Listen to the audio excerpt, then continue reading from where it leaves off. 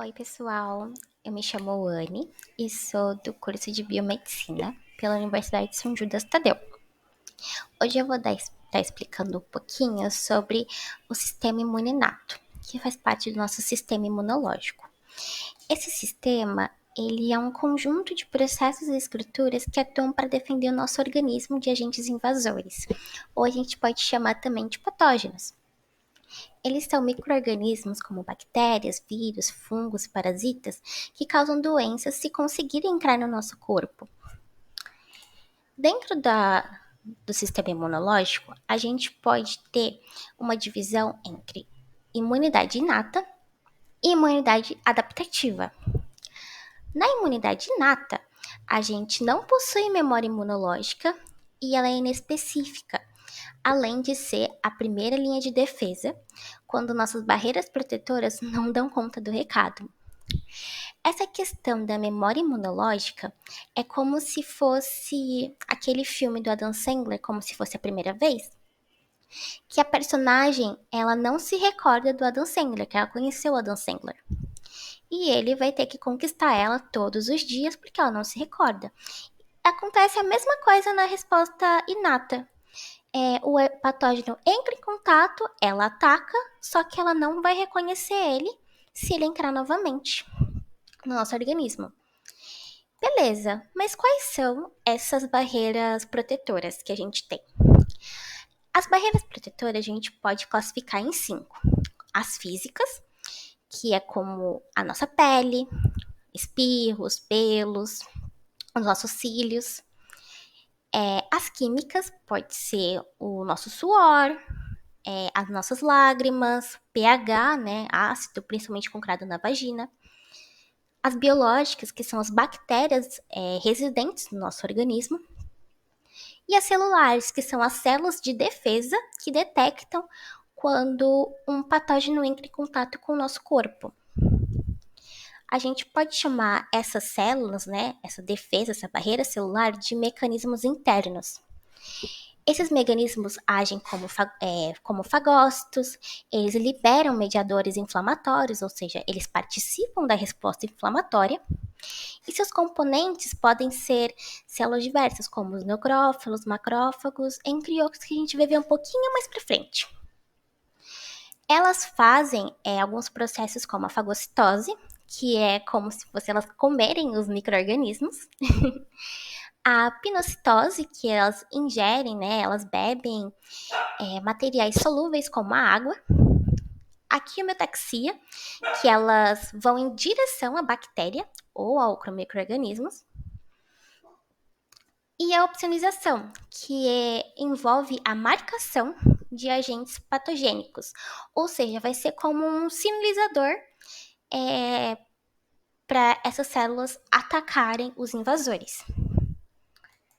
Beleza, mas como que elas conseguem diferenciar o que é do organismo e o que não é? Isso acontece por causa dos receptores, ou então PRRs, que são receptores de reconhecimento padrão, que são estruturas que estão presentes, né, nessas células e são responsáveis por reconhecer esses patógenos, esses micro-organismos que são invasores. Eles são tipo um capacetinho, sabe? E aí eles vão reconhecer as PAMPs, ou padrões moleculares associados a micro-organismos, que são moléculas que estão presentes dentro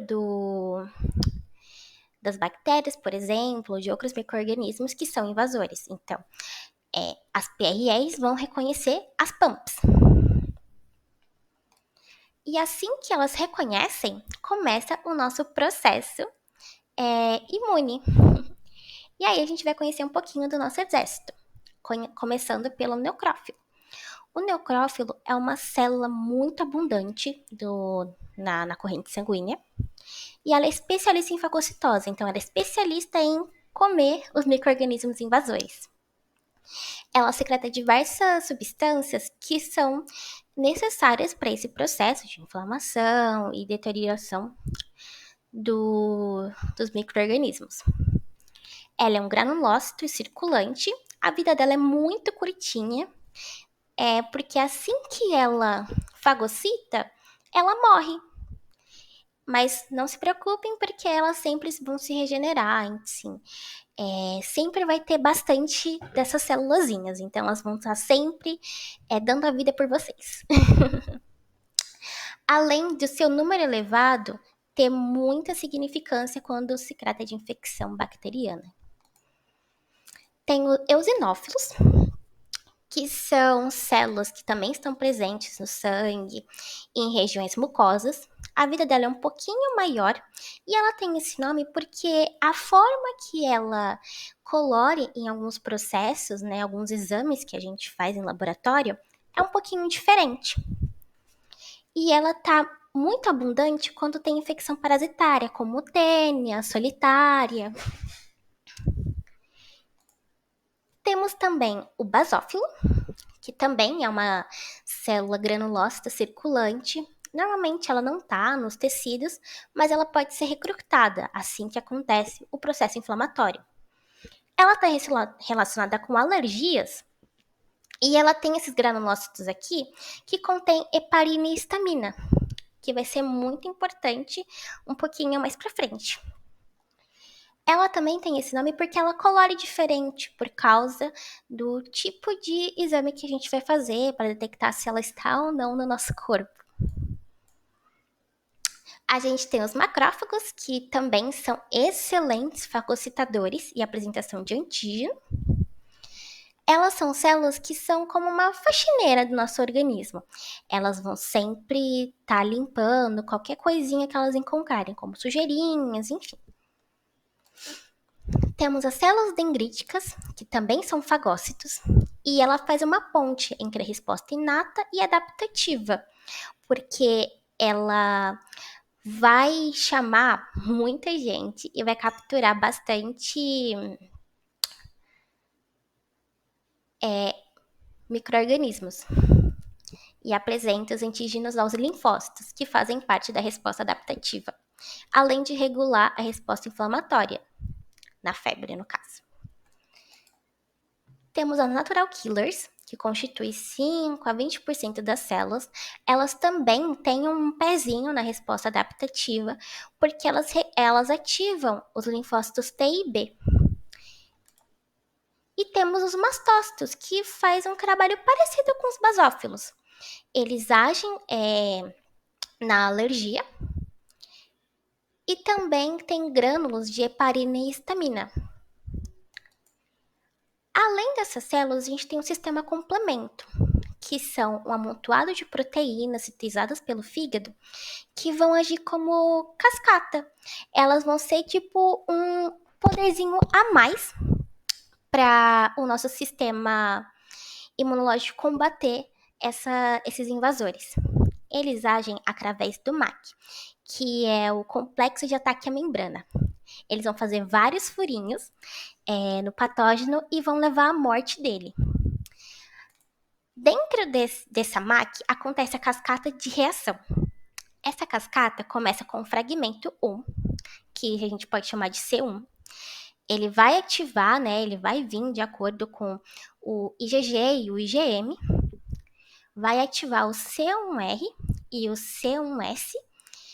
E aí, esses dois fragmentos vão dividir o C2 e C4 em outros fragmentos, que vai acabar resultando no C4b e C4b C2A. Esse fragmento vai ter uma conversão que vai acabar surgindo o C3A e o C3b. O C3b, ele vai acabar juntando com esse outro fragmento que a gente falou e vai acabar criando o C5. Esse C5 vai se dividir em C5A e C5b. O C5b vai ativar o C6, o C7, o C8 e o C9, e assim vai acabar surgindo o MAC. Mas e o C3A e o C5A? O C3A e o C5A vão liberar aquelas substâncias que vão chamar os mastócitos basófilos para a liberação da histamina. Que aí, essa histamina também é uma substância que vai começar o processo de inflamação. E aí a gente pode dar mais detalhes numa outra aula. Bom, pessoal, é isso. Foi um resuminho bem rápido, que é para entender só alguns conceitos. Espero que tenham gostado e até a próxima.